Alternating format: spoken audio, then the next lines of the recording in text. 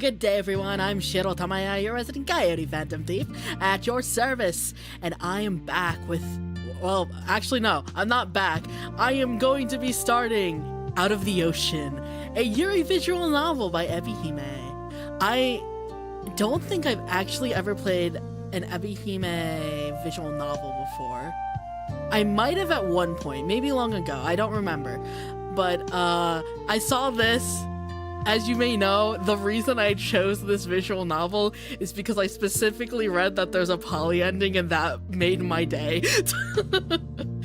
I have never been more excited in my life. It's like, the protagonist has 2 hands. Let her live. But I know this game has choices. So there's multiple endings that we can get. So we're gonna see what happens, and then after that I'll probably try to get all the endings, so I might bring out a guide for that, just so I can make this easier on ourselves. But anyways, hello Fresh, hello Stolf, and hello TJ, thank you so much for stopping by. Welcome, hope you're doing well. You'll summon the spirit of Student 14. Yes, Student 14, he shall be here as well. But yeah, no, I don't know too much about the visual novel other than it's ocean themed and also mermaid. So yay. I didn't even look at the character names, so I'm very ready for this.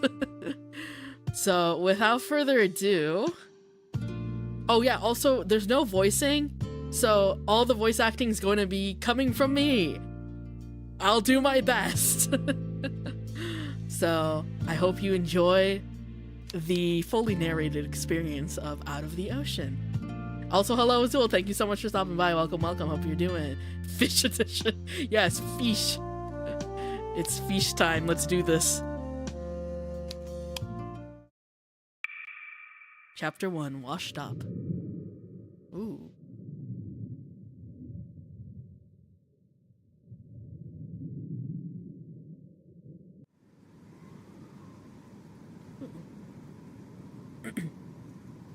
My aunt seared sea bass for dinner tonight. The flesh of the sea bass is white and flaky, and its skin is dark and crispy. It's positively bursting with flavor. I'm a big fan of fish, both when it comes to looking at them and eating them. I like going to aquariums, but I also like going to sushi restaurants. My aunt ordered sushi for us last week, actually, when I first arrived at Omorishima. We had a huge feast. We wound up with so much tuna and abalone and bluefin, we couldn't eat it all. So we gave some of it away to the repair crew. That was an incredibly luxurious meal, and it was expensive too. I think Aunt Choco wanted to pull out all the stops because it was the first night I'd spent with her. It was supposed to be a celebration. Today's dinner isn't quite as fancy, but it's still delicious. Aunt Choco doesn't need to order food from a fancy sushi restaurant to make my mouth water. Her own food's more than good enough. She served sea bass with white rice, and there's a couple of other side dishes I've been picking at, a seaweed salad and kimpira. She made miso soup too, which has more bits of shredded tofu bobbing about inside. Aunt Choco's miso soup tastes a little different from my mother's. It isn't as salty, but I think that's a good thing. It goes down easily, or at least it usually does. I'm not very hungry right now, though. I know my aunt put a lot of thought into tonight's dinner. She went out of her way to make light, refreshing food which won't sit in my stomach. She must know I've been anxious about tomorrow, even though I've not really been talking about it. I've been trying to keep my worries to myself, but... Oh, hello. Hold on. What is the hide button? Okay, H is hide. Hello, ma'am. Aren't you hungry, Asuka? You need to eat a little more. You didn't have much at lunch either. You're going to waste away at this rate. And then what will Kikuko say? Oh, and here's our protagonist. know. I'm sorry, I'm just not in the mood, I guess.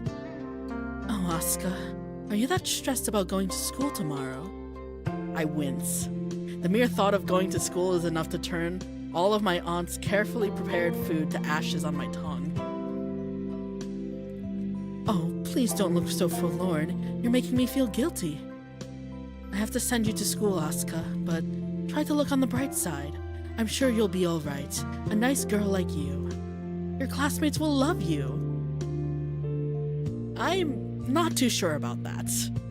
I appreciate my aunt's attempts to cheer me up, but I think she might be piling the praise on a bit too thick.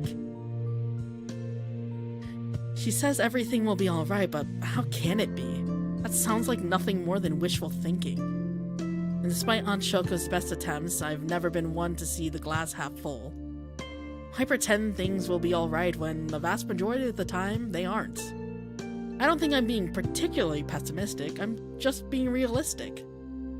My aunt's probably pretty disappointed herself, being stuck taking care of me for the next year, though she hasn't said that. My aunt's much too nice. I don't think I'd like having to take care of a gloomy girl like me, though. It can't be much fun for her. I poke at my food with my chopsticks, but I have no desire to eat any more of it.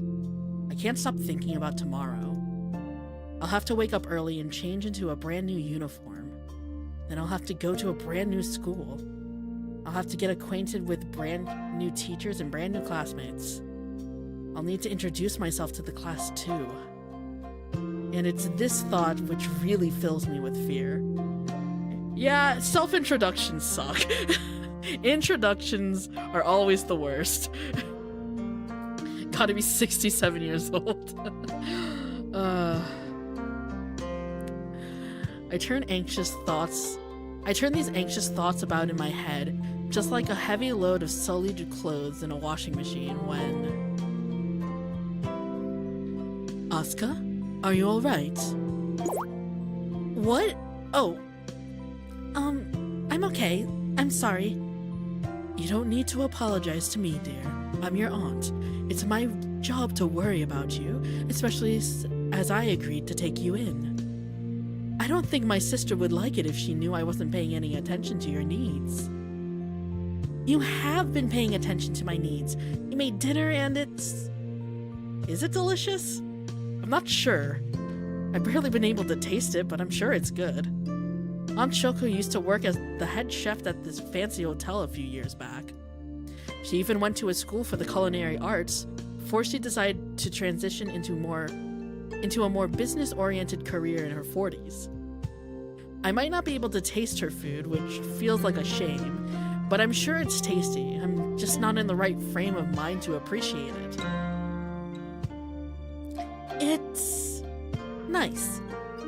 I finish somewhat lamely. You've been taking really good care of me, so don't worry. I feel very lucky.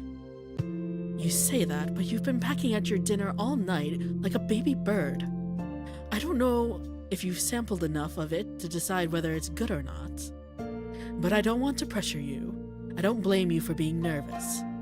My own parents moved around a lot when I was younger. I had to transfer schools more times than I can count.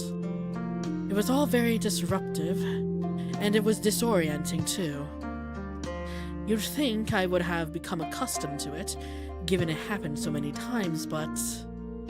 Aunt Shoko sighs, then shakes her head. There are some things in life it is hard to acclimatize to. We are all creatures of habit, and it doesn't take a genius to figure out your feelings. They're written all over your face. Am I really that obvious? Just a bit. I know you've been trying to keep quiet for my sake, but I think you would be better served telling me how you feel so I can try to reassure you. Though, knowing how you teenagers are, I doubt that's an attractive proposition. You youngsters love keeping your thoughts bottled up inside. Sharing your concerns isn't considered very cool. Hey! I wasn't keeping quiet because I wanted to be cool. I've never worried about stuff like that. It's the truth, too. I'm chronically categorically uncool, so fussing about my coolness or lack thereof would be a colossal waste of time. Mood. Transition good for them. Oh my god. She can't taste the food. Oh god, she's got one of the early COVID variants. Oh jeez. I've already made my peace with the fact that I am not and never have been cool. I just didn't want to bother you, that's all. So, you were trying to be selfless? Well, yeah, I guess. You silly thing.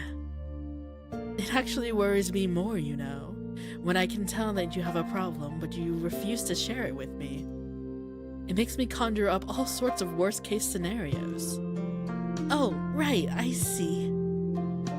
Do you want me to talk to you if I have any other problems then? I believe that would be for the best, yes. Though I understand there are some subjects a young girl like yourself might never want to share with an old woman like me. Such as... well, like boys, for instance. Boys? It's a good thing I wasn't in the middle of taking a sip of green tea just then, or I think I would have spat it out all over the table. There aren't any boys I like that way, though. It's... not possible. Not possible? The good humor fades from my aunt's face, and once again she frowns. Do you not think that any boys would like you, Asuka, dear? No, it's just... Jeez, talk about awkward. The issue I'm having isn't really that I don't think any boys would like me, though I think my aunt does have a point there. The real problem is I've never been interested in any boys myself. If I didn't like any of the guys back at my old school in Tokyo, what are the odds I'll like any of the guys here on this teeny tiny little island? It seems unlikely. All you knew sure was uncool big old dork. It's more of the fact that, like, even though I would love to be, like, considered cool, I don't think I could ever actually call myself cool. Like, personally to myself, it's like, if I said, it's like, yeah, I'm cool, I think I would just die and cringe.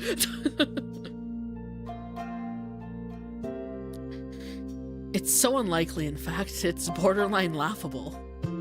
I know I might be something of an outlier among girls my age, but I don't really do guys. I just don't care about them. They might as well be gourds for all I care. If we're talking about female classmates, however, that's another matter. Hey! Thank you. I will wear the dork label with pride. But I don't think I do want to talk about that. It would be too awkward. Well, I won't insist that you keep... Well, I won't insist that you talk to me about every single problem you're having. But don't feel obliged to keep your worries to yourself for my sake. We're family. I'm supposed to look after you. I promised Kikuko that... Kikuko. Okay. I would take good care of you, and I meant that. I know we haven't spent all that much time together over the years, so it might be a tall ask. But if you could trust me a bit more, I would appreciate it. I let my aunt's words sink in slowly, my head bowed. I turn over her words over, and then... Alright, I'll try to rely on you a bit more, so thank you. That's alright, my dear. I'm just trying to look out for you in my own clumsy way. I never had children of my own, so I don't have very much experience. I'm winging it, as you might say. But I hope we can muddle along well enough together despite that. I think we're muddling along alright. It helps that your food is so good. So good you barely ate any of it? My aunt looks down at my plate and then chuckles. Well, never mind. I can always put your food in the fridge. You can have it for breakfast tomorrow. Does that sound alright? That sounds good, thanks. I'm glad. Now... My aunt glances at the clock on the wall, then she clicks her tongue. Time has rather gotten away from us. It's already 8. Why don't you draw yourself a bath, Oscar dear? It might help you relax. Then, I think you should have an early night. I know you're worried about tomorrow, but no good will come from staying up all night fretting. You'll be better off facing tomorrow after a full night of sleep with a clear head.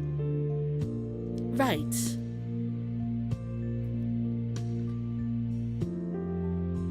I know my aunt is correct, but the thought of facing tomorrow makes my stomach twist. You cool in my book? Thank you, Azul. I do appreciate it. It's probably a good thing that I ate so little of my dinner. If I had much more, I'm not sure I'd be able to keep it down.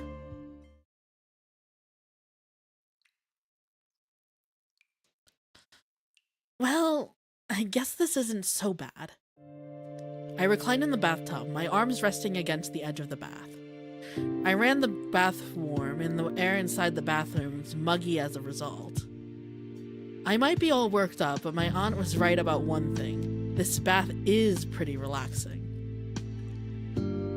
This bath is much, much bigger than the one I'm used to from back at home. Unlike the tub at my parents' old place, which was white and sleek and shaped a little like a coffin, this one is traditionally Japanese. It's a sunken tub, which is set into the floor, and it's both deep and wide. I think there'd be enough space for about 10 people in a tub this huge. It's overkill, I guess, when I'm the only one using it to bathe. I'm conscious of how much it must cost to fill a tub this size with hot water. It can't be very cost efficient. But my aunt isn't exactly poor. She can tip in if she was able to buy a whole inn, even if it was in pretty rotten shape. It's not the best location either. For such a large, sprawling building, I think she snapped it up for a pretty cheap price. Not that I know much about the housing market. This old inn, known as the Sakura-so, is luxuriously large, but it's definitely seen better days. Most of the inn is a disaster zone, since it's still being renovated. I peeked inside some of the rooms and they're dire. Some of them don't even have carpets, and a bunch of them are still being painted. My aunts and I are living in part of the inn which the old owners used as their home. This part is more well cared for than the rest of the building, which was left to go to rack and ruin for over a decade. The small slice of the inn we occupy isn't perfect, however. The floor creaks, the windows rattle, and the tiles in the bathroom are discolored from old age. My parents' home in Tokyo was much smaller than this sprawling, spacious inn, but it was easier to take care of as a result. The floors were always clean, immaculately so, and there was never, ever any mildew on the bathroom walls. My mother wouldn't have allowed it. She was a bit of a neat freak. She's still a neat freak. I'm not sure why I'm thinking about my mother in past tense, as though I'm never going to see her again. She's just going to be away for a year, if that. Dad too. They'll come back soon enough, and when they do, it'll be like no time has passed at all. I don't think this visual novel is like a dark visual novel, but immediately as soon as it was like, why am I referring to my mother in the past tense? I'm just like, boom, they're gonna die. I've read too many things. Nice flag there. See, I'm not going crazy. I'll say goodbye to my aunt, and I'll go back to Tokyo with my parents to our clean, tidy home.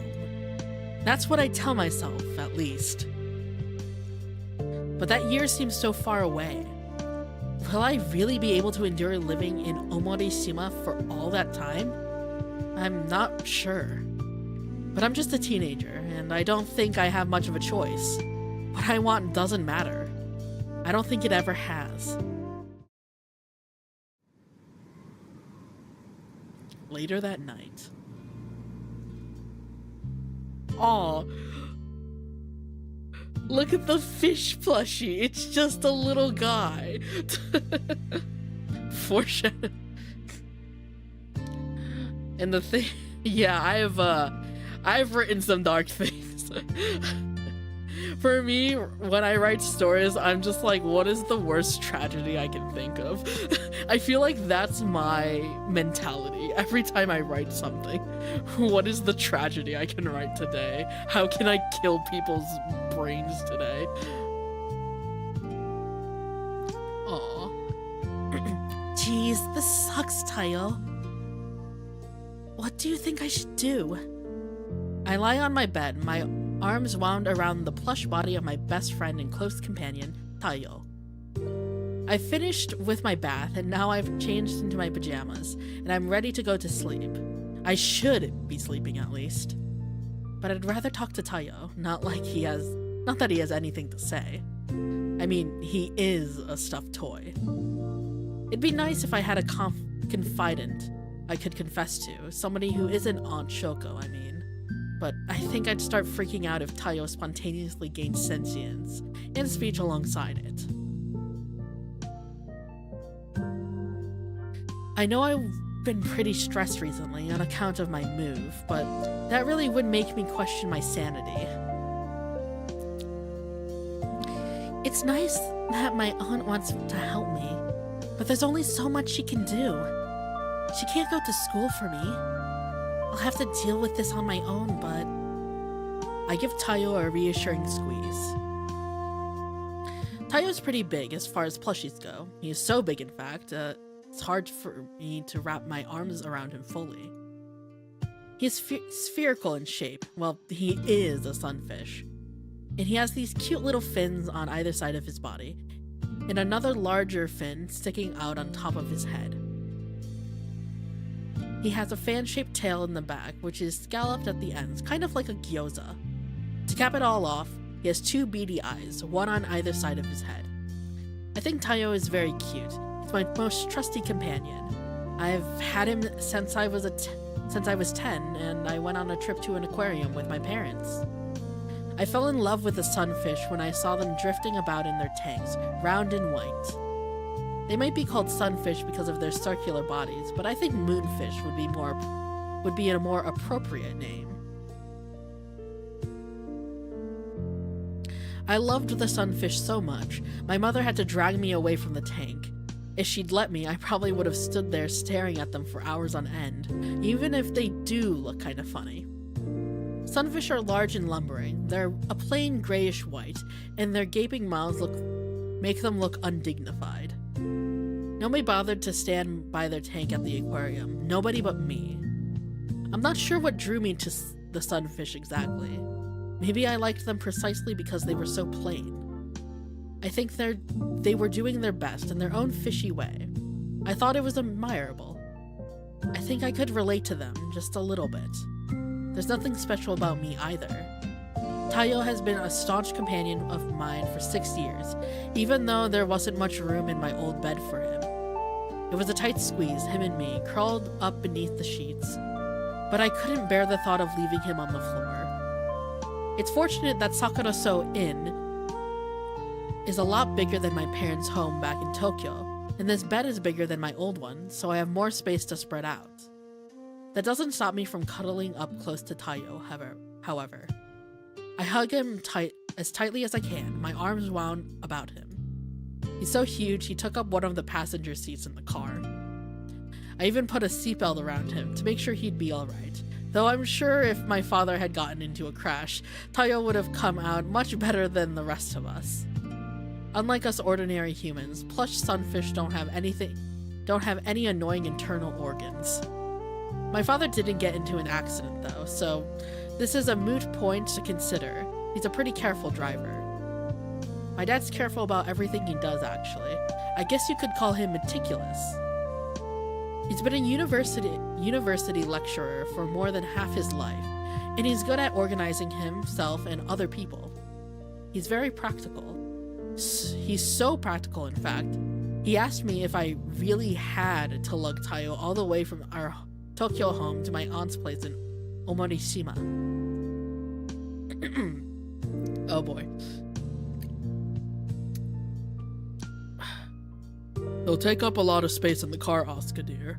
It doesn't seem very sensible, not when you need to bring all your clothes with you.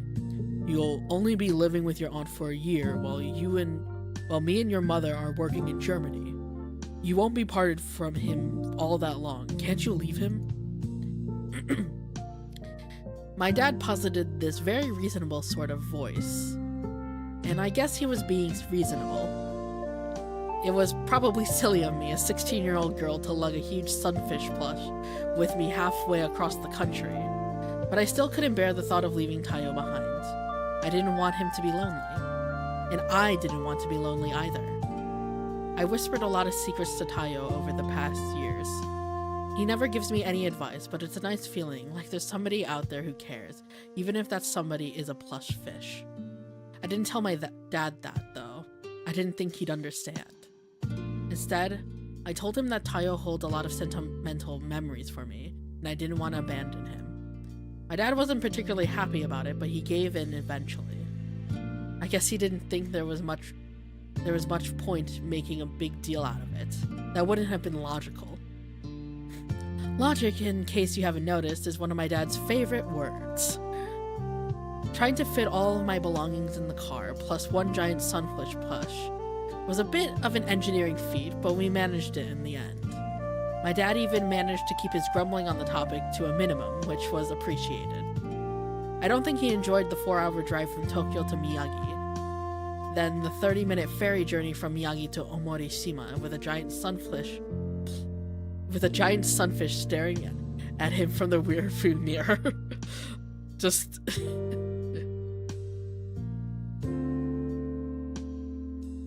The devs put more effort in the backstory of this plush than the Activision has in the last 5 CODs. Oh my god. But Dad wouldn't have enjoyed driving that distance regardless. I'm glad I brought Tayo with me in any case. This old inn doesn't quite feel like home yet, but he makes me feel more at ease. Can't soothe all my worries about starting a new school tomorrow, though. They're wriggling about inside me like sea snakes. I didn't like going to school in Tokyo very much either, but at least I was used to that. Waking up early, changing into my uniform, having breakfast with my parents, then taking the train to school was part of my daily routine. Commuting half an hour was a pain, but I used to while the time away listening to music on my phone. My commute gave me an opportunity to psych myself up for the coming day. I won't need to commute here, though. Sakuraso Inn might be situated on the cliffs overlooking the ocean, but the school itself is only a 10-minute walk away. Omorishima is a pretty small town. The population's about 40,000, and everything's within walking distance. I guess it might be nice to walk to school along the seafront. But, though Omorishima is very scenic, that can't make up for the alarming alien newness of everything. Will I really fit in at my new school? Aunt Shoko seemed to think so, but I'm less certain. I couldn't fit in at my old school in Tokyo, and there was way more students there I could have hung out with. How in the world will I fit in here? If I was more like a city girl, bright, brash, and confident, maybe I'd be able to hack it. But as it is... They're all going to laugh at me, aren't they? I don't look like a city girl. I'm too plain. I'm going to be such a disappointment. I was never invited to go to karaoke after school, and nobody wanted to take photos with me in the photo booths either. I've never even had a crepe before. Well, what will I do if my classmates ask me about life in the city? They'll be expecting to hear all sorts of fun, exciting stories, and I won't have anything to tell them. My aunt says it'll be fine, but what does she know? She's not the one who has to deal with this. She has no idea what it's like for me. Tayo. I give Tayo a squeeze. I'm scared. I'm supposed to be sleeping, but that's starting to feel impossible. I've been trying to get some shut-eye for ages, but it's simply not coming. I feel too anxious. Maybe this is a lost cause after all. Why am I still bothering? Don't people say that's the #1 sign of insanity? Doing the same thing and expecting a different result? Well, if this sleep won't come, I might as well do something to try and make it come. I need to wear my body out. Then I should be able to get some much-needed shut-eye. Oh, pajamas. Getting to my feet, setting Tayo to one side, and flick. I get to my feet, setting Tayo to one side, and flick on the light switch. Then I change out of my pajamas and back into my casual clothes. It feels a bit strange getting dressed when it's almost midnight. It's almost as though my daily routine has been reversed. I have to get out of bed tomorrow morning too and dress in my brand new uniform. A uniform which is hanging in the back of my wardrobe with the rest of my clothes. But I try to put that thought to one side. I think my time would be better served going for a walk rather than getting myself all tied up in mental knots.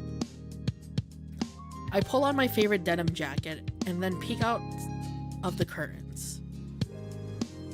The sky outside is dark, but it isn't ominous. It's a clear night devoid of any clouds, and I can see the moon and stars clearly.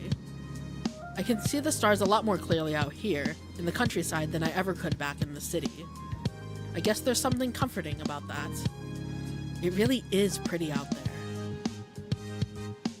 I turn, then let myself out of my bedroom. I close the door behind me as quietly as I can, so as to not alarm Aunt Shoko. Though, I'm not sure why I'm bothering. My aunt's room is down another hallway to mine, on the opposite side of the building. It's not like she'll hear me leaving my bedroom. I still tense, however, when the floorboards beneath my feet creak. I feel like a fugitive. I don't think I'm doing anything wrong, but my guilt dogs me regardless. My palms are starting to sweat. If Aunt Shoko knew what I was doing, she'd worry about me. Which is all the more reason not to wake her up. I make my way back over to the living room, walking quietly all the while, my footsteps slow and hesitant like a cat's. I don't use the front exit at the entrance hall because that's still under construction. The entrance hall is pretty fancy though. The door is this huge thing made of carved wood, which was obviously built to look impressive. I think it looks more imposing than anything, however. My aunt and I have been using the sliding door in the living room to get in and out of the house since it isn't cluttered with construction stuff. At the moment, the front entrance is full of cardboard boxes, pots of paint, and there's this collapsible stepladder too. I'm sure it'll look better once the renovations are over and done with. At least, that's the hope. In any case, my aunt's not here, and the living room is pitch black. I creep on over to the sliding doors, which are locked. I unlatch them easily, then slide the doors open, wincing as the sharp wood scrapes against the door jamb. That wasn't too loud, was it? I falter, afraid that Aunt Shoko will come paddling down the hallway to meet me in her nightgown and her slippers, but she doesn't. I guess I was worrying about nothing. That seems to be a bit of a recurring theme lately. I inhale, the air lukewarm against my cheeks. Then I step outside. Ooh. Ah, very under renovation, I see. The garden here is pretty fancy, which I guess you'd expect, since the inn itself is so huge. The grass is a bit overgrown, and the hedgerows need trimming, but I think it should look rather pretty when the gardens are through with everything. When the gardeners are through with everything. There's a lot which needs to be done, but my aunt seems to be on top of everything. She's good at issuing orders, and she's good at keeping people working on tight deadlines. I can only dream of being like her. I mean to cross the garden when... Oh, hello! Who are you? Ma'am? Hey, Squirt, where'd you think you're going at a time like this?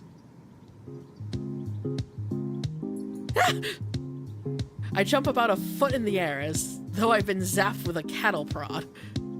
I don't usually worry about being ladylike, but I don't think that scream I just let out was even remotely feminine. So much for trying to keep a low profile. I glance about the garden, searching for whoever addressed me, and... oh. The tension drains out of my body like... I don't know. Ew. Why? Plus from a boil, maybe. Why is this the comparison you make? I know this person. Oh my 6-pack! Oh, ma'am. Hello. Pretty woman. She's sitting on the veranda, cross-legged, only a few paces away from me. Good Lord Almighty.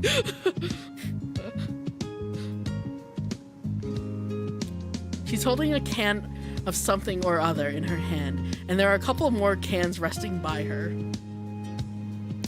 Also, hello, Bamika. Thank you so much for stopping by. Welcome, welcome. You came at the best time. And hold on, I'm gonna grab some tissues real quick.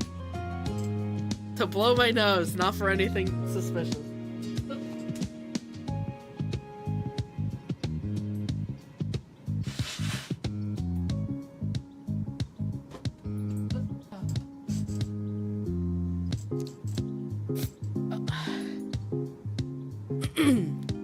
Wow, her eyes are really blue. I really like that. What? I had to. I had to make the joke while I was there. Cheryl sees a single ab and floods the room. Shut up. Oh my god. She's holding a can of something or other. Okay, I already read that. It's too dark for me to make out what's emblazoned on those cans, but I think I can hazard a guess. She's probably been drinking again. Though she's sitting, I can tell she's taller than me. Taller than I am. If she stood up, she'd have a good 7 or 8 inches over me. Her hair's tied back in a high ponytail, which shifts in the breeze, and she's smiling crookedly. I know this woman well. This is, without a shadow of a doubt...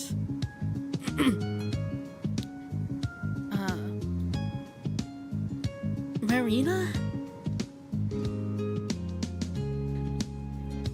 So that's her name. God. She is pretty, I will say. I wonder if she's one of the construction workers. What kind of... oh, what do I give her? What kind of voice do I give her? I don't know why the first thing in my brain was thinking I should give her an Aussie accent, because I can't even do one. I guess I did stumble at the right time. You did.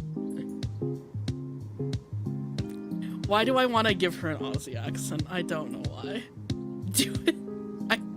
I'm just gonna offend every person in Australia. I don't even think I can do one. Ding, ding, ding. The apparition in the darkness, otherwise known as Suzukaze Marina, grins widely. I know what voice I'm thinking of, but I can't describe.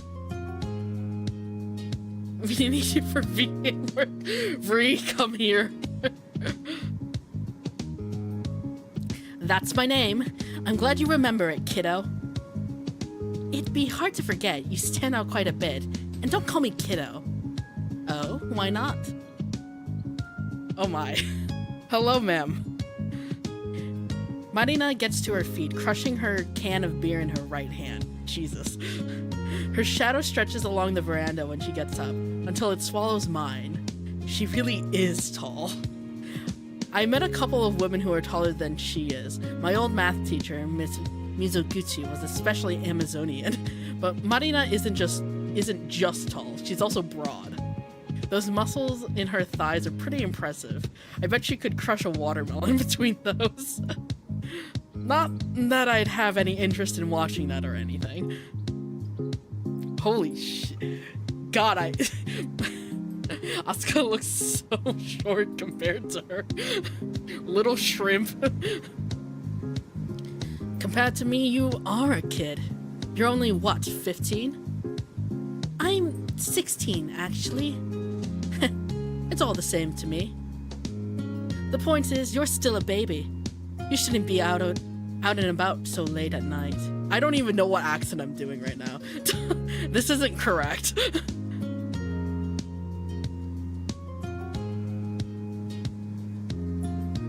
What are you doing up at this hour anyway? I could say the same to you. Why are you still up? Why are you still here? I only know Marina in passing. She's a carpenter. Ah, and she's one of the people my aunt hired to fix up this old inn. Marina's been here every day this last week, from 9 in the morning until 5 in the evening, measuring the rooms and, I don't know, fitting joists? Is that the sort of thing a carpenter does? I'm not even sure what a joist is, but shh, that's not important. Good job. Marina's supposed to work here from 9 until 5 at least, which is standard for most jobs, but she has a habit of loitering around to chat with the other workers. She's chatted to me a few times too, mostly about how I've been settling in and what Tokyo is like, and if I'm looking forward to starting a new school. I don't dislike Marina. She seems well-meaning, even if she does like to tease me, but I have more than a couple of questions. Why is she here so late, and why has she been drinking? I guess she's technically not on the job, but since she should have clocked out hours ago, but it still doesn't seem very professional. Oh? You're wondering about me? Marina grins crookedly, her hands resting on her hips. Well, I guess that's fair. I know I should have left ages ago, but I got pretty caught up in a job. I wanted to finish it up before the day ended, but it was a little more involved than I thought it would be, and well, here we are. Here we are indeed. I need to work on this voice a little bit more. I should study accents at some point.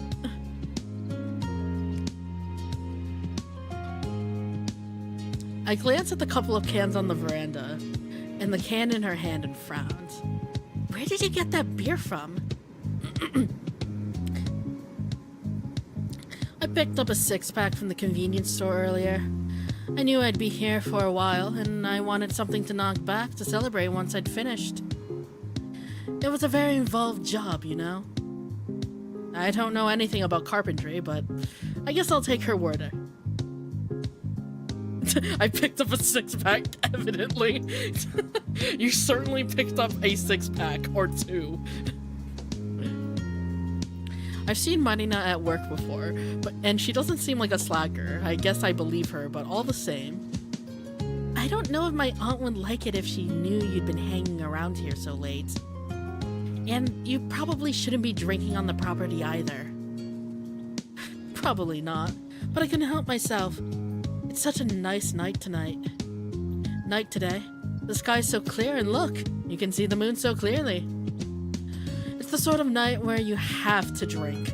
It'd feel like a waste not to. Right. I can't say I get it, but... Well, so long as you're not getting into any trouble, I guess it's fine. Now that's what I like to hear. Do you mind keeping this a secret from your aunt, Asuka? Sure, why not? It's not like I want to help Marina cover up her petty indiscretions, but reporting her to my aunt sounds like more trouble than it's worth. Thanks, Asuka, you're the best. A beaming Marina plants her palm on top of my head, then gives it a forceful ruffle. This isn't the first time she's done this. It's pretty common, actually. It's a little infantilizing, but I don't think she means any harm by it. Blah.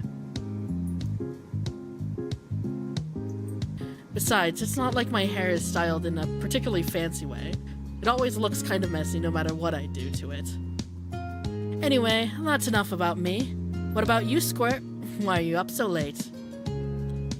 Shouldn't you be sleeping in for school tomorrow? Ugh. Trust Marina to bring up school. She's She's already drunk a load of beer. How can she be so astute? Maybe it's like Aunt Shoko said, I'm simply too easy to read. I should, I guess, but aren't you looking forward to it? I shake my head empathetically, and Marina smiles. I thought that might be the case. What gave it away? Your face. It fell the moment I brought it up. Have you been struggling to doze off? I nod, and Marina smiles. Poor thing. I know it can be tough settling into a new place. I moved around enough myself. My aunt said that too. I'm not surprised. Your aunt's a very wise woman.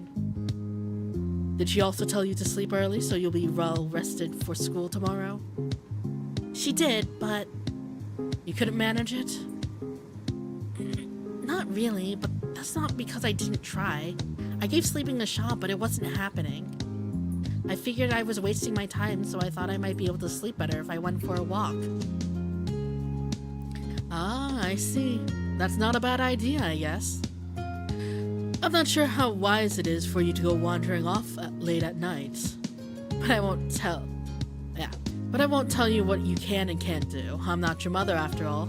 I don't want to spoil your fun. But do be careful, alright?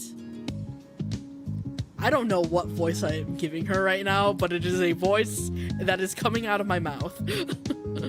Marina smiles, then gives my hair another well-meaning ruffle. Just try to stay out of trouble. Do you hear me? What trouble do you think I could run into out here? Omodishima isn't exactly bustling. I know. But if it was completely devoid of all ne'er-do-wells, we wouldn't need a police force around here. Bad things can happen even in small places like this, you know? I guess, but everybody I've met here so far seems pretty nice. Well, good. Everybody should be nice to you. You're a sweet girl. How'd you know that? You've only known me for a week. Yeah, but it's just a feeling I have. Call it intuition. You're a cutie. Oh, okay.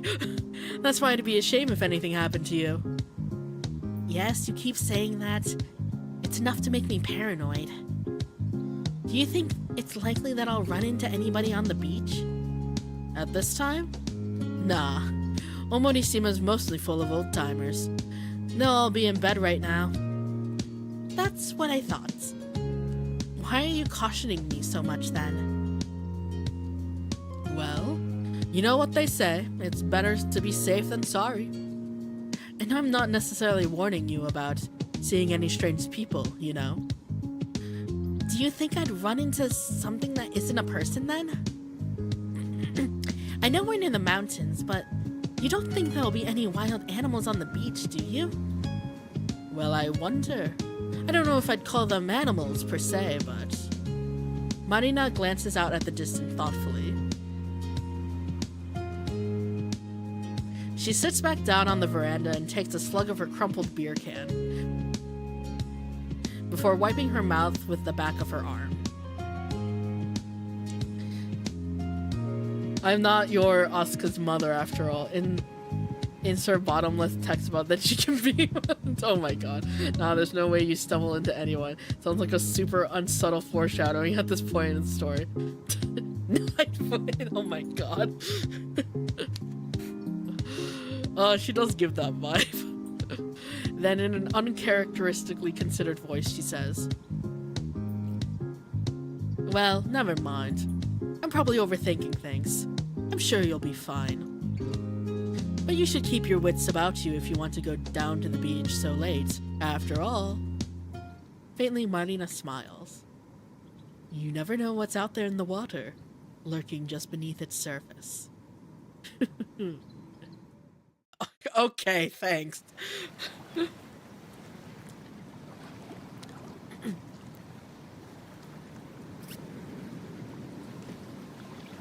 So much for any mysterious creatures. The beach looks completely ordinary. I mutter under my breath as I wander across the beach, disturbing the sand beneath my soles. The moon is high in the sky. It's perfectly round like a disc, and its ghostly rays illuminate the surface of the undulating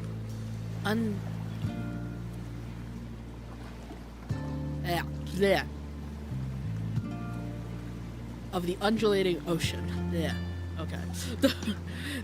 The water shimmers beneath the moonlight, silver gray. It's very pretty. I'd go so far as to call it ethereal, even. But I don't think there's anything particularly otherworldly about it. It looks like I'd expect the beach to look this late at night. I can count the number of times I've been to the beach in my life on 2 hands, and the number of times I've been to the beach at night on 1 finger. But I don't think there's anything strange about this. There's just sand, surf, and a starry sky. The sky is clear, and I can see each and every individual star in stark detail, all of them shimmering like split granules of sugar. I can smell the sea salt in the back of my nostrils. It's potent enough to make me shiver. I glance this way and that, the salty breeze catching my hair when... Huh? I think I can see something on the sand, particularly obscured by the ocean's rolling waves. Is that a piece of driftwood? Well, whatever it isn't moving. I take a step forwards and then... What the... I gasp. Oh, fish! It's not a person. It's not a piece of driftwood at all. It's a person. And they're a very pretty person at that. They look like a girl. She's either my age or maybe a couple of years older. She has long, fair hair, the likes of which I've never seen before. Not on any of my classmates, at least. I can't see her eyes since her lids are closed, but her nose is snub, her lips pursed. Shallowly, she breathes, her chest rising and falling. There's quite a lot of her chest on display, actually. She's not wearing much other than a couple of seashells. Girl, look. Maybe just look a little farther. Who does she think she is? Some sort of mermaid? Well, a sweeping glance past her hips would suggest she really might be. I know this sounds crazy, but this girl doesn't have any legs. Her hips blend into a tail, a soft pale pink, just like coral. Her tail is covered in scales, which glisten in the moonlight like sequins.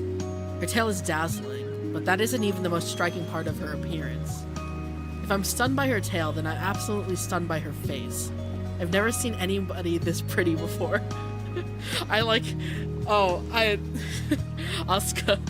Asuka got her priorities straight. It's like, mermaid, no. What I'm having first, gay panic attack. But it makes sense, I guess, that she would be beautiful. Aren't mermaids supposed to be attractive? They are in all the stories I've read about them, at least. But that's where the issue lies. I've only heard of mermaids in stories before. They shouldn't exist in the real world, not lying on the beach bathed in the moonlight. Is this some sort of practical joke? I know there are some TV shows out there that's devoted to setting up these very intricate practical jokes, which they play on unassuming members of the public for laughs. But though I look up and down the beach, I can't see anybody else out here. If this was an elaborate prank, you'd think there'd be a couple of cameramen standing by to film my flabbergasted reaction. I don't think anybody else is out here, though. I'm all alone, apart from the mermaid, of course, who's lying on the sand. Jeez, is she really a mermaid? Oh, pretty girl. She just accepts that it's a mermaid. I mean, not much else to, like, there do be undeniable facts right here. Part of me wonders whether she's not a person wearing some elaborate costume, or maybe a lifelike mannequin. But no, she's not moving very much. I think she's unconscious, but the fins of her fishtail are twitching. Unless she's some highly advanced automaton, I think it's safe to say that tail's all natural. So, she's a real mermaid. Alright then. What am I supposed to do now? I like this thought process. It's like, okay, now what? Oh wait, hold on. I get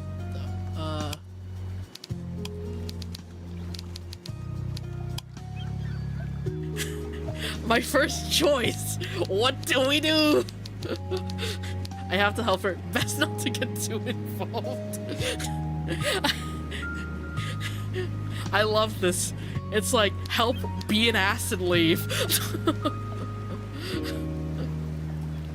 It's important not to touch wildlife. Best I leave.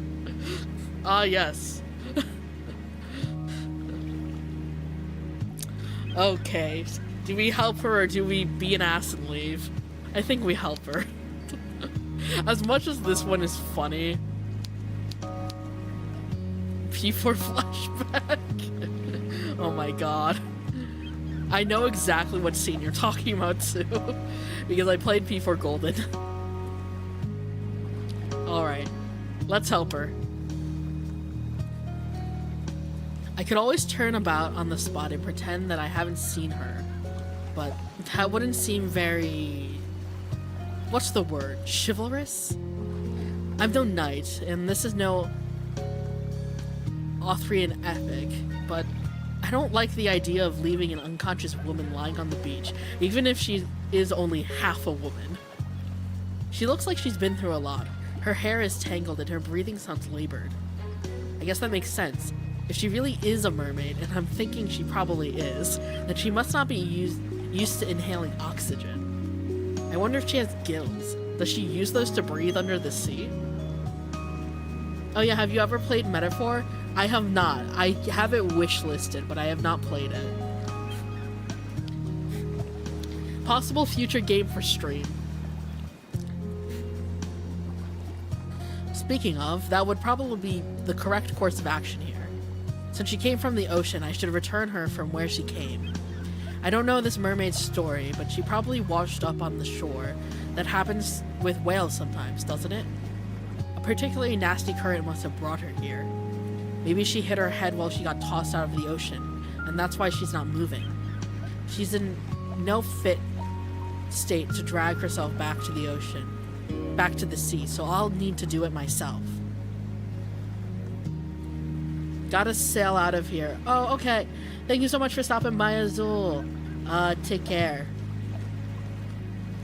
Oh, you are def gonna stream that whether you like it or not. Oh god.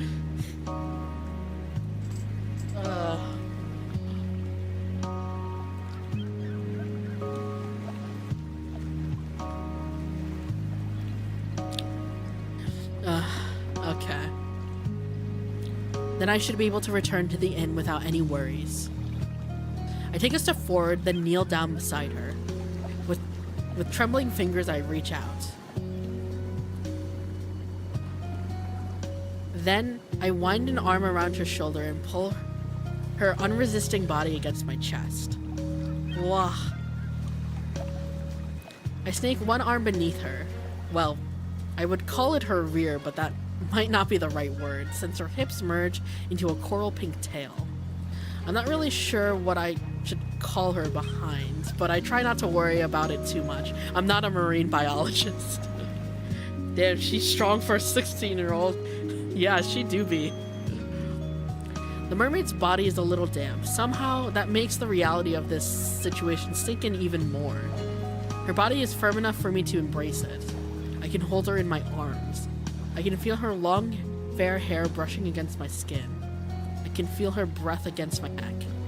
I marvel at the mermaid for a few moments, her body still cradled in my arms when... The mermaid stirs. She shifts. Then she opens her eyes. She's so close to me I could dip... Girl! Intrusive thought! Intrusive thoughts do be here. She's so close to me I could dip my head and kiss her if I wanted to. Maybe part of me wants to.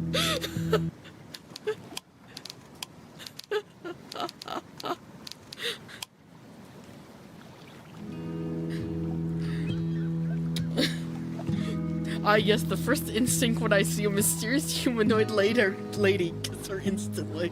Why is this a choice? And maybe part of me wants to, not that I'd ever do that. Or are we just thinking about it? We went from groping her ass to forcing a kiss, I see.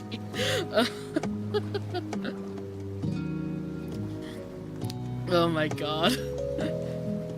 We're certainly somewhere.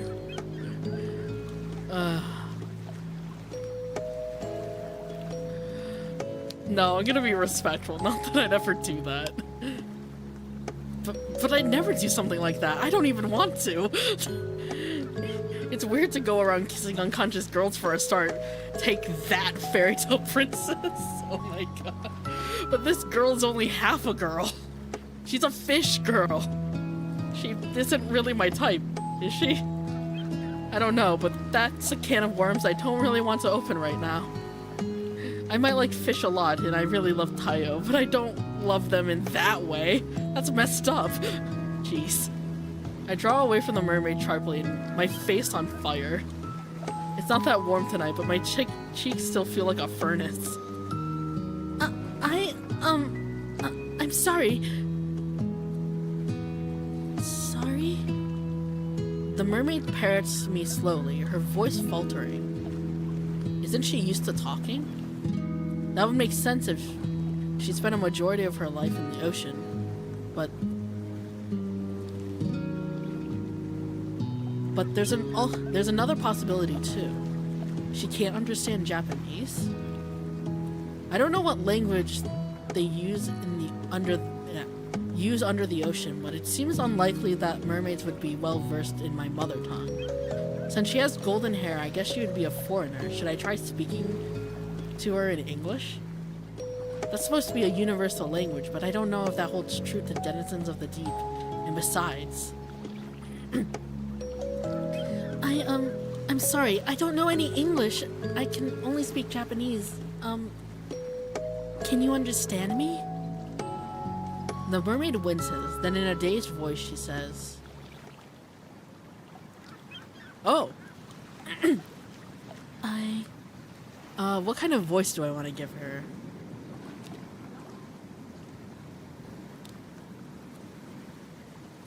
Do I want to give her a higher voice than Asuka or a deeper voice? I can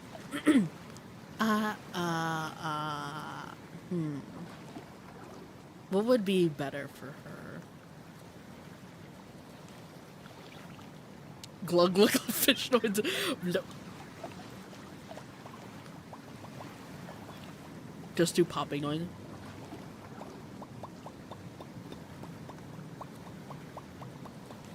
There. That's her dialogue. I can understand you just fine. I've lived near Omorishima for long enough to pick up some bits and pieces. I don't know if I like that. Hold on.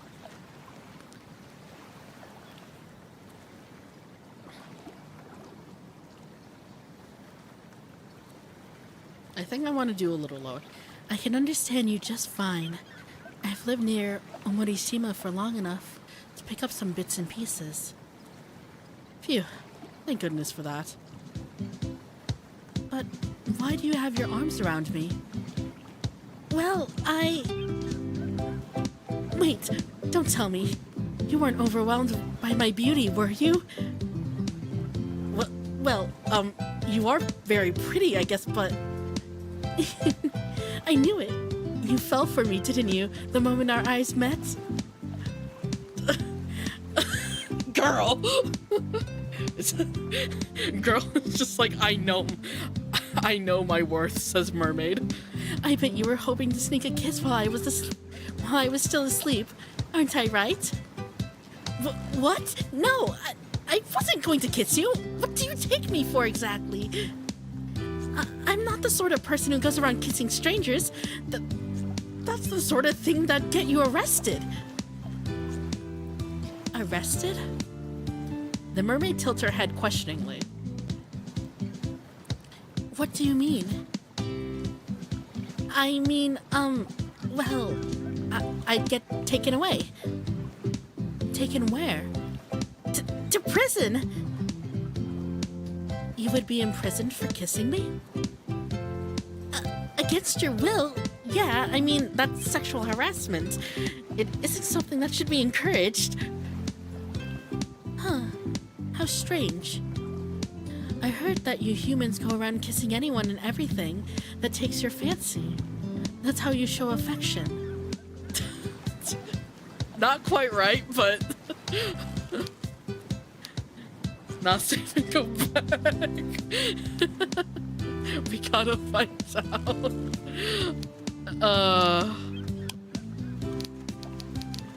Hold on. You know what? Fuck it, for this moment, we'll do it.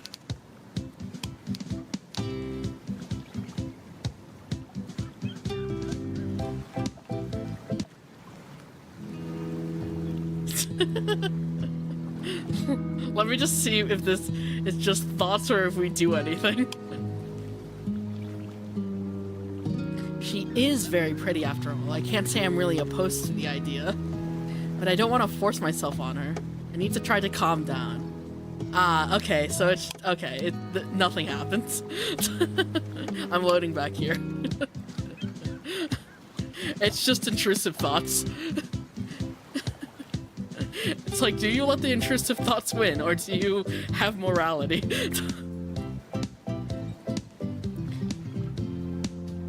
But was I mistaken? I guess people do kiss a lot in fairy tales, but kissing strangers isn't that common. It's actually frowned upon in polite society. I see. I'll have to keep note of that then. The mermaid giggles. It's a sort of musical. It's a musical sort of giggle, one which makes me think of silver bells. It's the sort of laugh which probably would inspire other, more unscrupulous people to kiss her if her golden hair and her cobalt eyes weren't enough of a draw. She's pretty enough to be kissable, but I'd rather not go there. This... Asuka, you're being... The intrusive thoughts are just continuing to travel. We're still strangers after all, and she's one of the strangest strangers I've ever met. So, you don't want to kiss me then? Not right now. I mean, I don't even know your name, so... Is that a problem? You should have said... You should have said so, silly. Huh? Is she talking about being kissed by a perfect stranger? She's talking about being kissed by a perfect stranger, but I'm the silly one? I feel like we're getting our wires crossed here. I didn't know we had to know one another's names before we could be friendly with one another, but... My name's Noreen. It's nice to meet you. Noreen, huh? That's a pretty name. I think it suits her. Right. It's good to meet you too. She said she's told me her name. I guess I should return the favor. Girl, there's your chance. You should have kissed her. She's giving the green light. Girl is fully willing. Gay panic versus honestly, this is just making me think of like a couple where it's like one of them is a nervous wreck, the other one's just like the other one grabs the person by the shirts and just kisses them. It's like, if you're not gonna do it, I will do it myself.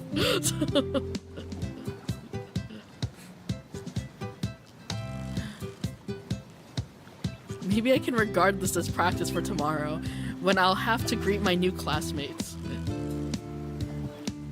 My name's Asuka. Asuka. Asuka. How pretty. Alright, now that we know one another's name, are you sure you don't want to kiss me? I think I'll pass on that. If it's all the same to you, I'm not...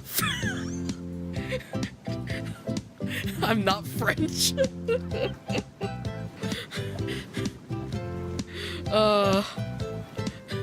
Damn.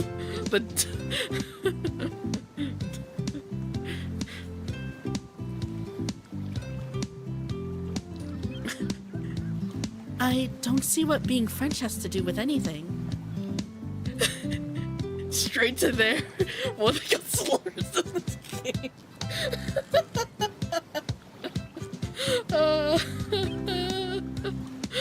Oh god. But alright. This is very strange though.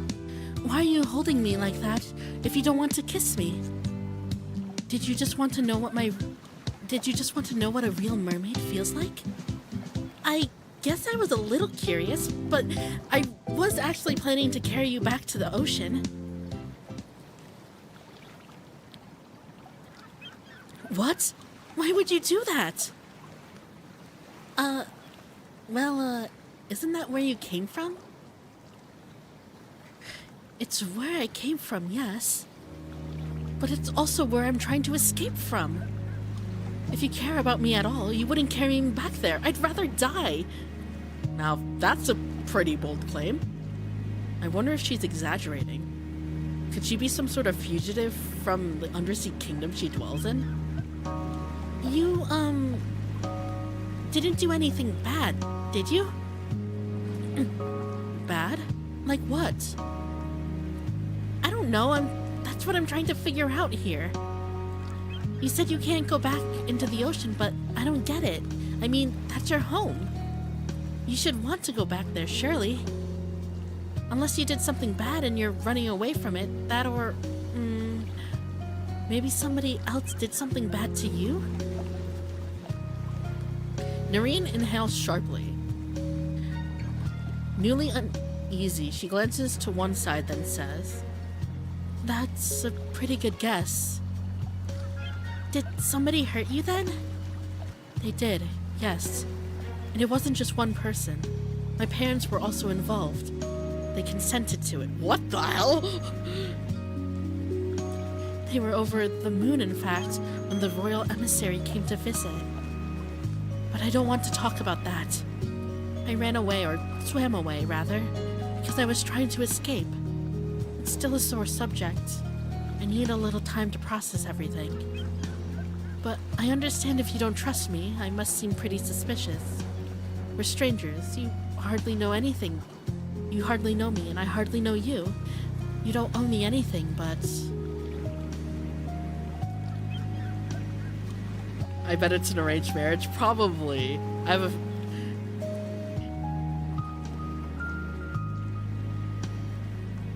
Noreen reaches out, her arms winding around my shoulders.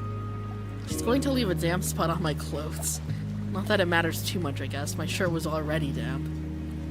Would you mind taking me with you, Asuka? I can't stay on the beach, but I can't go back into the ocean. There's nowhere I belong. So please, could you help me? I'm desperate here. What? With me? I blink, taken aback. I'm sorry, but how do you expect me to help you? I mean, you're a mermaid, and I'm a human. We come from two entirely different worlds. I know we do, but that's why I'm asking for you to help. I can't go back home, so I have to rely on you. I'm not even home now. Not when I would have been kicked out anyway. There's nowhere else I can go now. So I'm afraid I'll have to go with you. You say that, but it's not easy for me. I can't just put you up, you know? It'll be hard for me to carry you up the hill, for one thing. And for another, you're part fish. Won't your tail dry out if you can't dip it in the water? So, we buy a mega-sized fish tank? I don't know, maybe. Well, that is a bit of concern. Yeah, I figured. I'm sorry, but it really isn't possible. I don't think you're a bad person, and I really would like to help you, but our bathroom simply isn't big enough, I mean to say. But then I pause. My parents' bathroom back in our Tokyo home certainly wouldn't be big enough to house a mermaid like Noreen, but my aunt's bathroom is a different matter altogether. The bath I had a dip in earlier is freaking huge. Maybe it would be a feasible option after all. Hey Noreen, you got me wondering. How do you feel about staying in my aunt's bathtub? What's a bathtub? You'll find out soon enough. If you still want to come with me, of course. Are you offering? Well, yeah, I guess I am. I might have more space than I thought, and I can't just leave you out here on the beach. I don't want seagulls to start picking at you, so, I figured since I can help, I should try, if you don't mind, that is. Asuka. A moment passes. Then a wide smile captures Noreen's lips. Thank you so much. You really are a sweetheart.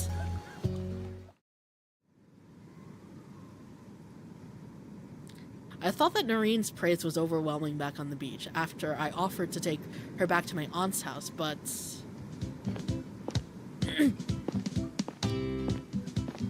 Aww. Thank you so much for this, Asuka. You really are a pearl among humans. You have no idea what sort of bind I was in before you showed up. You brought me hope, just like an angelfish. I can hardly believe you're so incredibly amazingly kind. She's been keeping up with a steady string of lofty praises for the last 10 minutes, ever since I pulled her onto my back and started beating my weary way back to my aunt's place. I'm glad that Noreen is in such high spirits, but all of her compliments are starting to get a bit cloying. Does she want to kill me through kindness here? Oh, it's fine. Don't mention it. But I feel like I have to. And you have. About a dozen times. I already get the memo. You don't need to keep saying it. But I want to. This is the only way I can tell you how I feel. You've made your feelings pretty obvious already, though. Not obvious enough.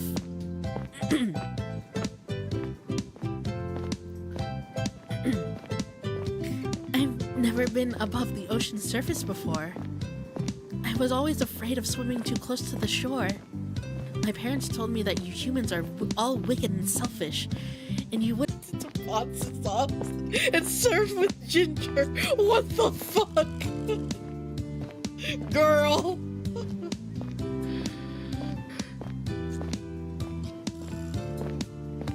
Oh wait, what? The stream disconnected? Oh, don't worry, we're back. Okay. Just a blip. Okay. Girl, though. Girl, this ain't good.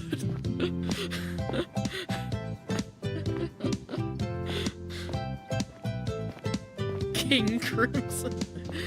Hope you're all right here. I am good. Oh my god, Asuka. What the fuck is wrong with you?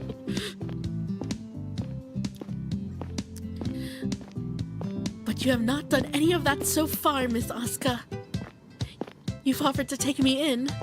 I don't think I had much of a choice. And you're even carrying me back to your home. You're such a nice person. I'm starting to think that humans might not be so bad after all. My parents must have been exaggerating. Well, I don't know about that. I adjust my grip on Noreen, trying to get a purchase on her tail. Her scales feel a bit slippery, which makes supporting her kind of tricky, but I haven't dropped her just yet. That's gotta be a good thing, right? There are some pretty rotten humans out there. I'm sure some people would be really curious if they saw you.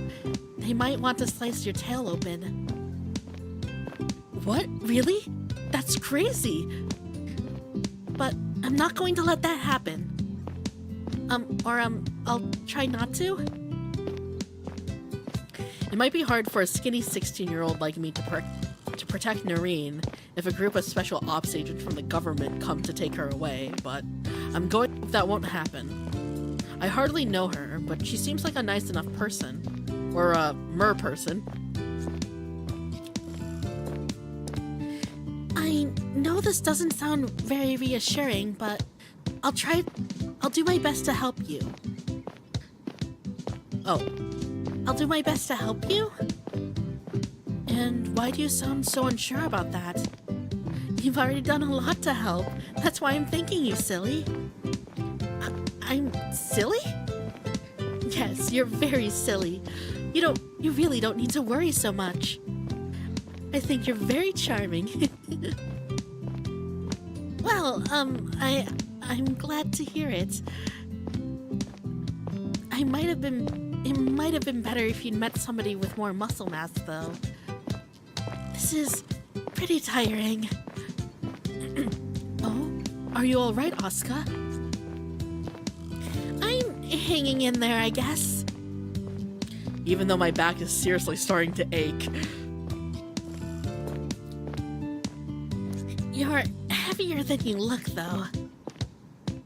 What exactly are mermaids made out of? I wonder. Noreen winds her arms a little more tightly around my chest. Please no, I'm going to asphyxiate if she keeps this up. Then says, I don't really know. I've never really checked. I never cut up a mermaid before. Words can't express how immeasurably relieved I am to hear that.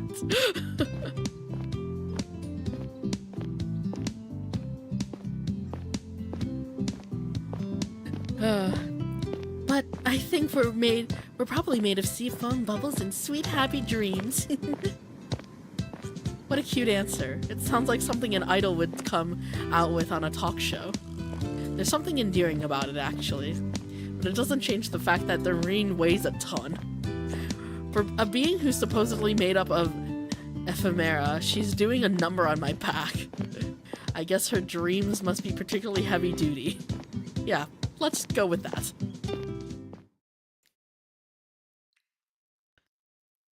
Phew, I'm glad that's over with. I sigh with relief as I slump down on the floor beside the bathtub.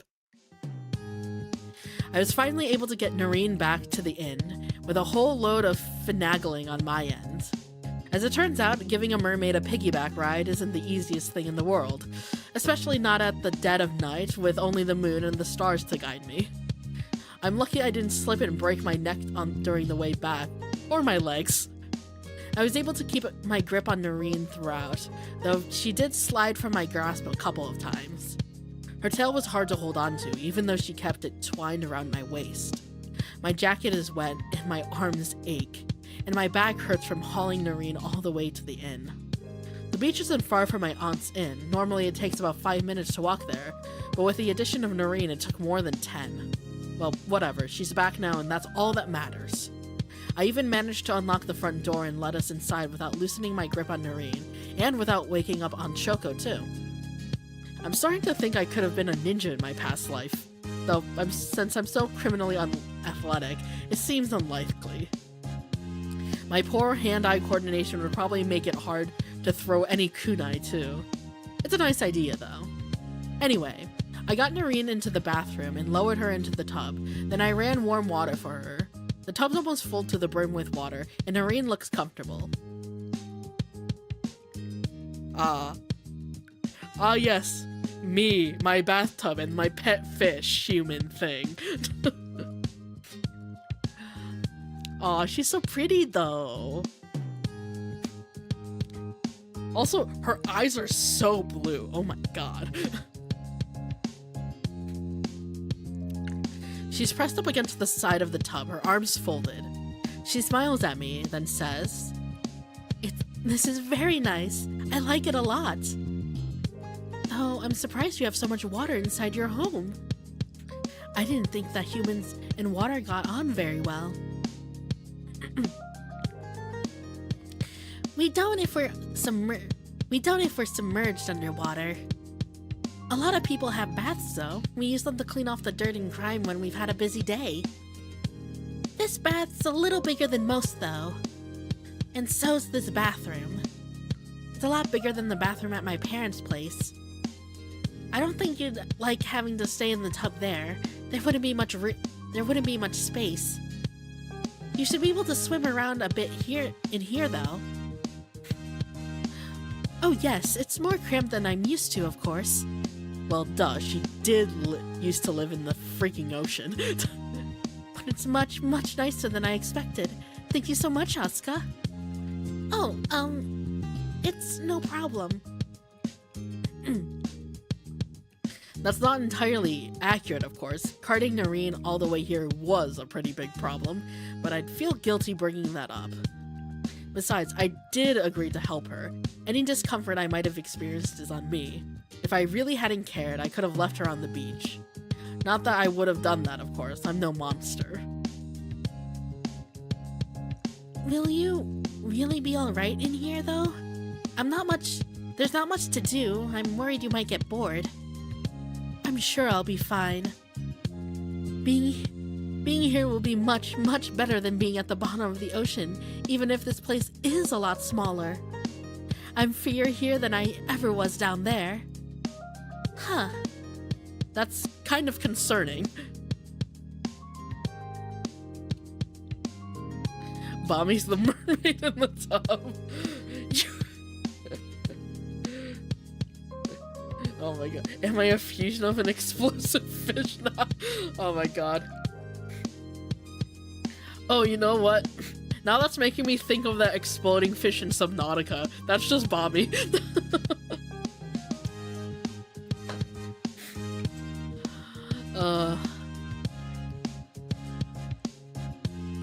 Once again, I have to wonder what happened to Noreen to make her run or swim away from home.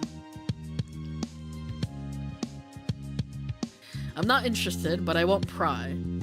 Wait, you've played Subnautica before? Yeah, I played it on the channel once. I streamed it a long while ago, actually. I only did one stream of it, though.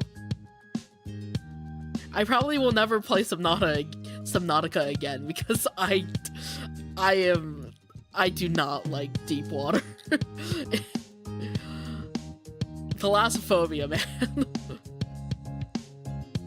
Well, not really thalassophobia, but like, I don't like, things like that freak me out.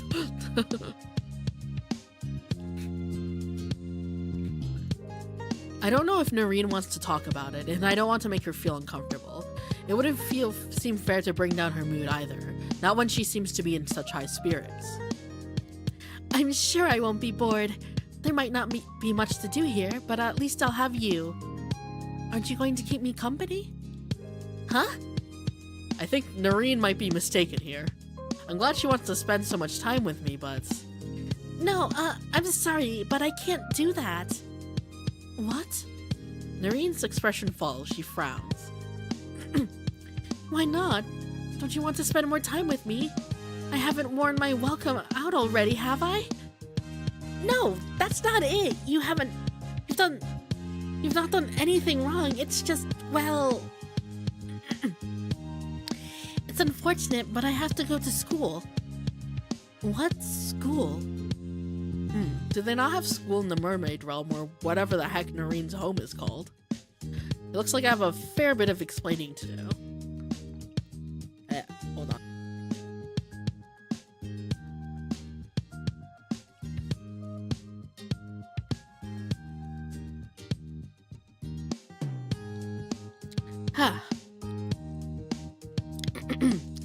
School is a place that young people go to learn.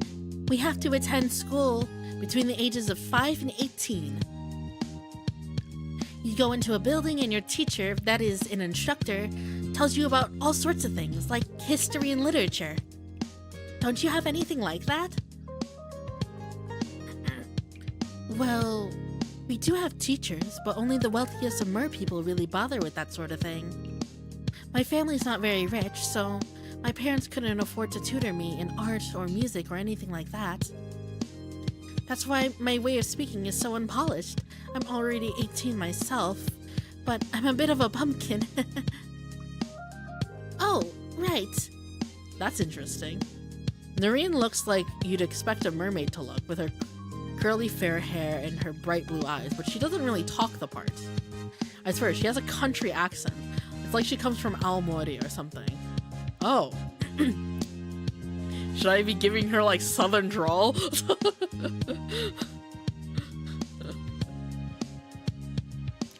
I don't think I can do that.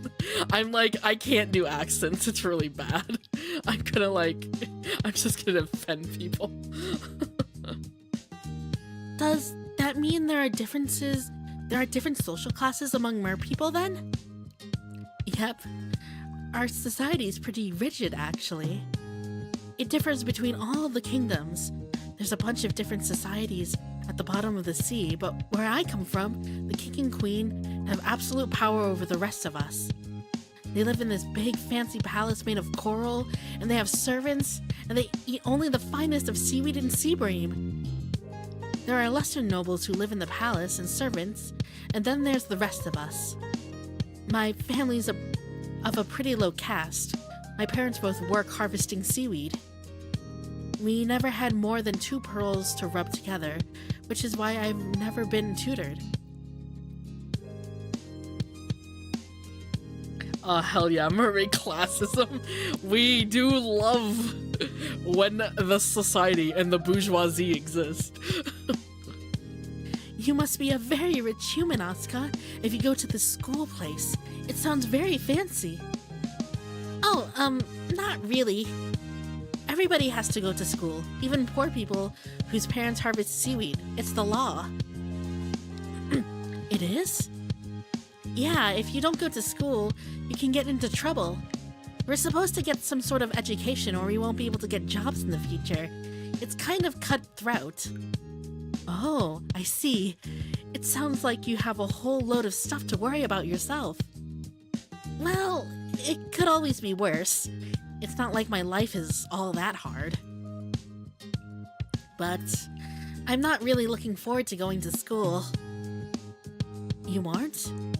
I shake my head. I've not been living in Omorishima for very long. I only arrived here a week ago. I'll be going to a brand new school. I won't know my way around, so it'll be stressful. And I'll be in my 2nd year while all my classmates will already know one another. This is a small island, so I'll stick out even more.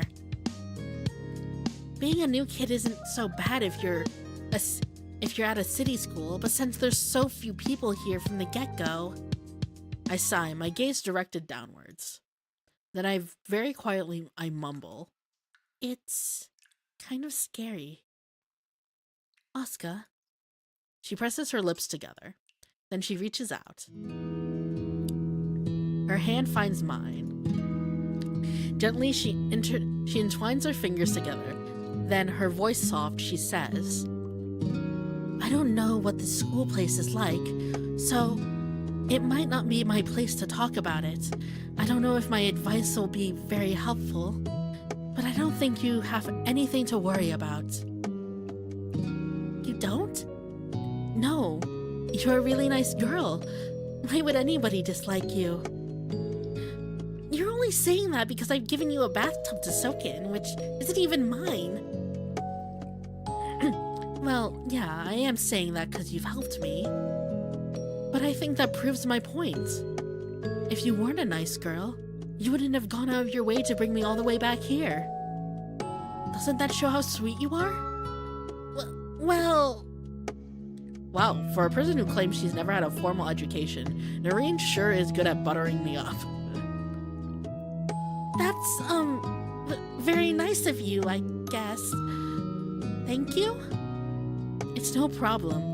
I'm only being as nice to you as you deserve. I mean, you were nice to me first. I can't see any reason why anybody at this school you've mentioned would be mean to you, but if they are, you can always talk to me about it. I might not be able to help that much, but I'm always here to listen. Well... I look at Noreen quietly, stunned into momentary silence. She might not think she's offering all that much, but I still feel flattered.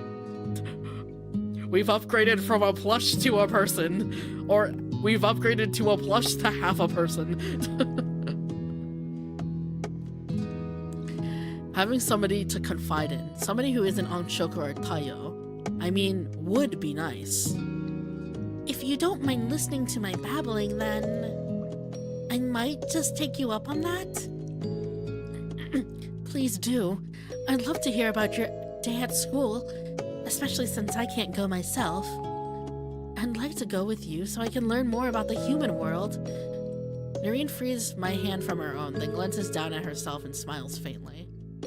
But that might be a bit tricky for me. Just a little, I guess.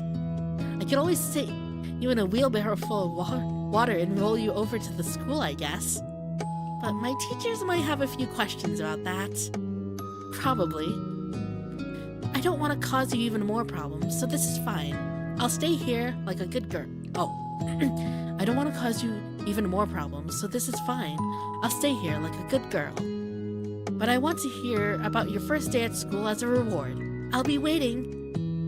I don't know if it'll be much of a reward, but if that's what you want, sure. I'll talk to you tomorrow when I get back home. I'll talk to you a lot, so I hope you'll be alright on your own until then. I'm sure I can find something to do to keep myself busy. It wasn't like my days in the Merfolk Kingdom were full to bursting with excitement. Up until the last couple of weeks, I mean. There was a bit too much excitement then. I'll be glad to take a break from all of that. Well, you should have plenty of opportunities to relax while you're here. But I don't think it'll be much fun being stuck here all day while I'm outside. Maybe I could bring you some manga to read to pass the time. Oh! Ayo, the Switch! Oh, and I have my Switch too. I'm sure I have a few games you might like. Ah, but you're in a bathtub. I wouldn't want you to get it wet. That'd cause problems. Maybe that's not a good idea after all. What's a Switch? Well, I should have expected that. School's an alien concept to Noreen, and that's about as basic as you can get. If she doesn't understand the concept of school, there's no way she'll be familiar with the Switch. A Switch is a game console and, I see the look of blank uncomprehension on Noreen's face, then sigh. Never mind. It's a bit hard to explain, but manga shouldn't be too complicated. They're just stories told with pictures. Do you have anything like that in the, Merfolk Kingdom? When I was young, I used to draw pictures on the stones with a stick. Is it like that? A little, but there's lots and lots of pictures in manga. I think you'd like it. Lots and lots of pictures, There's some undersea grottos with a lot of carvings on them, but I doubt you could bring a whole grotto to me. Probably not. Carrying you here was plenty difficult already, but manga's pretty portable. It's small and it's slim. I could carry a bunch of volumes over without any problem. Portable drawings, It's hard for me to imagine something like that. She has her Switch 2, as in a Switch 2. Oh my god. There's so much amazing stuff above the surface. I'm sure there's lots of amazing stuff beneath the surface too. From your perspective, maybe. I found it pretty boring though. Well, I'm the same. I'm used to going to school and reading manga, so it feels normal to me. Maybe I've been taking it for granted. I smile, then shake my head. Anyway, I'll fetch everything tomorrow. And I should probably bring you some breakfast too. Are you hungry? Not at the moment. A bit of food might be nice though. I'll be sure to save you some food then. Aunt Choco's cooking is really good. I'm sure you'll like it, even if you'll have to make do with scraps. How do you feel about tofu? Tofu? Is that a sort of seaweed? No, it's, It's complicated, but I'm sure you'll like it. It has a soft, gentle flavor. Aunt Shoko does make a pretty good seaweed salad, though. Maybe she'll make it tomorrow. That should definitely be to your tastes. I hope you'll enjoy tomorrow's breakfast. I'm sure I will, but I'll enjoy talking to you even more, Asuka. This has been a lot of fun. Oh, I'm glad. I glance away from Noreen, my face flushing once more. Oh man, I thought Asuka was gonna offer sashimi. narrates her. Oh god. Would you like fish? This seems to happen with an alarming regularity when I speak to her. Maybe it's because she's so pretty. I know what you are, points at her. It's hard to look her in the eye. I think I can see why there are so many stories about sirens luring ships to their doom. Noreen really is enchanting.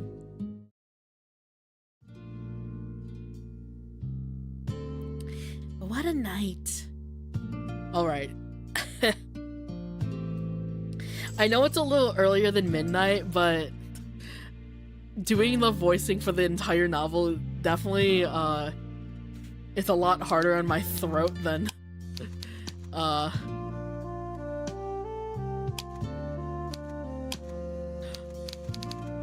it's definitely harder on my throat than it is when I'm just voicing the narration. So I'm gonna end here today before I overdo it.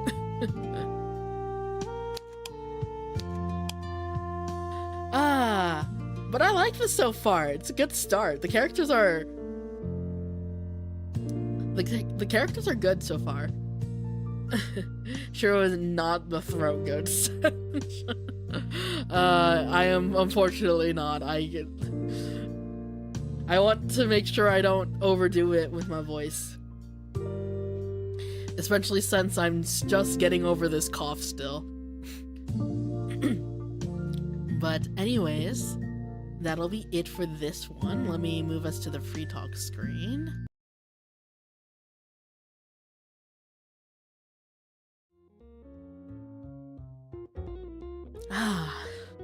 Well, that was good. I'm liking this so far. The art's very pretty and very cute, and I love that Noreen is just very forward and very self-aware of herself.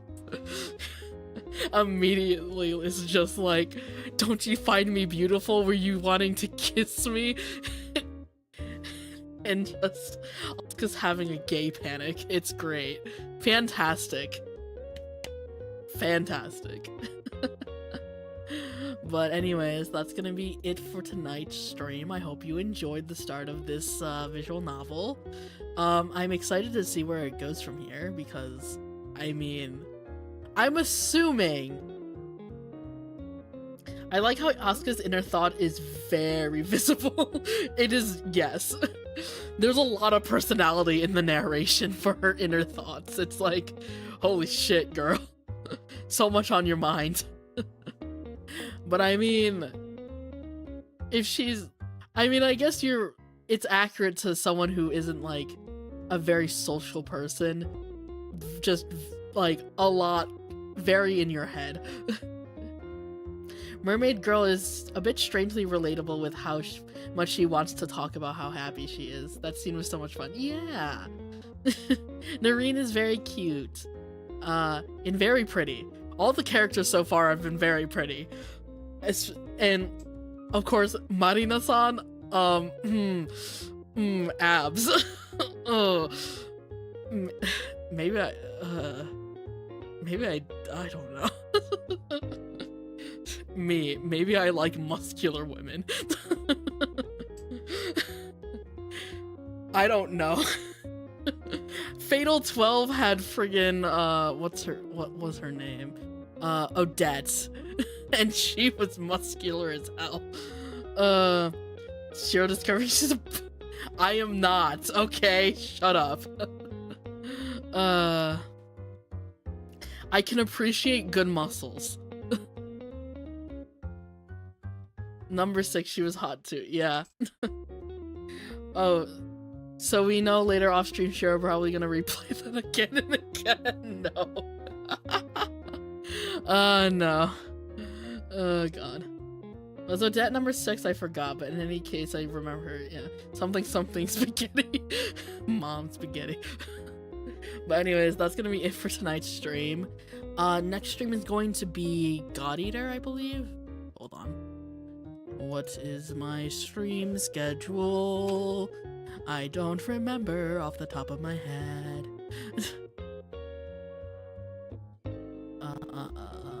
My videos.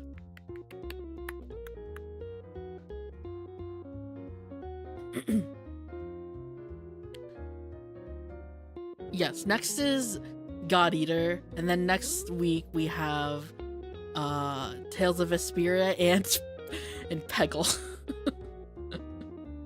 God, Peggle. I will say I am low-key I'm very looking forward to Peggle.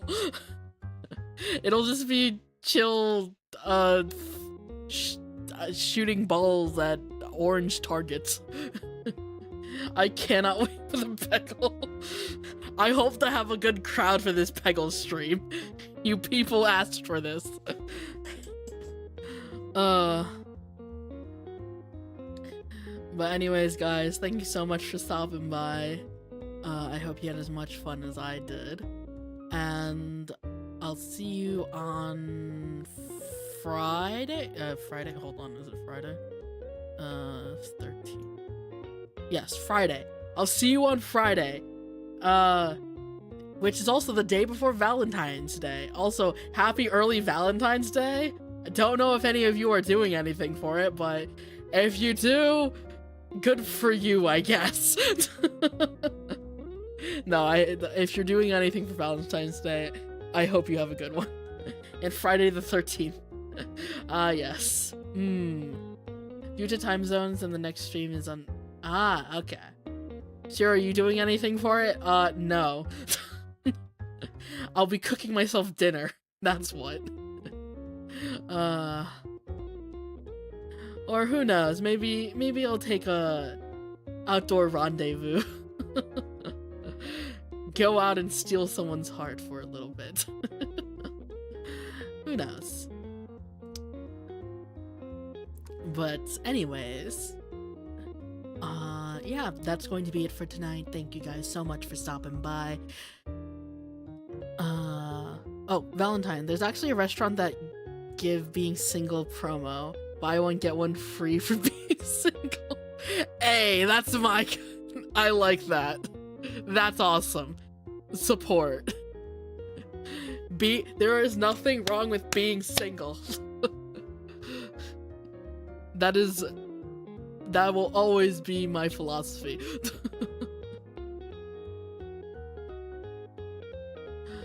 Pain, but it's a good deal. I mean, yeah, you can't deny a good deal, I will say. Anyways, thank you guys so much for stopping by. I hope you had as much fun as I did, and I will see you guys in the next one. Shira! See ya. Oh, wait, hold on, one thing before I forget. I will be posting the form for my birthday stream right after this, so if you have messages for the 27th, you can submit them there. Yay! Otsu! Goodbye.